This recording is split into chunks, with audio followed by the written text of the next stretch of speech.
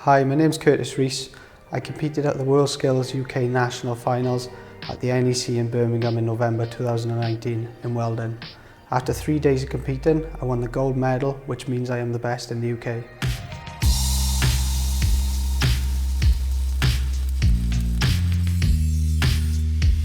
I'm really pleased with my achievement. It was a massive goal for myself. I trained really hard for 2 years.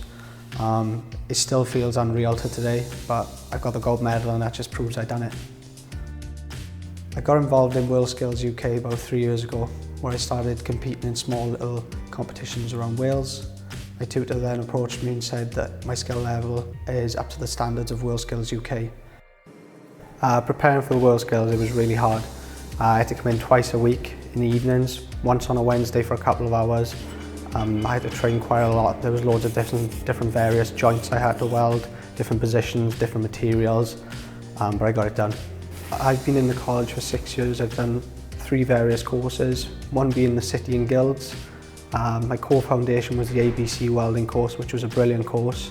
I'm now studying the EAL course for my 3rd year, and I definitely recommend it. I am a structural welder, currently working for Avon Engineering in Llansamlet. It's a really great place to work. I have all the older men training me, which helps me out a lot. Because all of the jobs that I weld in work is really similar to the jobs I had to weld in WorldSkills, from the processes to the material. Without Avon Engineering in the college, I don't think I would have won the WorldSkills.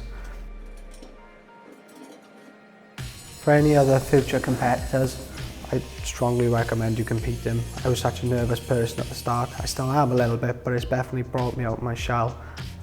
Now I've won gold, I think it's going to open up a lot of doors for me. I've already been approached by a couple of companies, but realistically I'd love to open up my own business one day. I think it's my passion.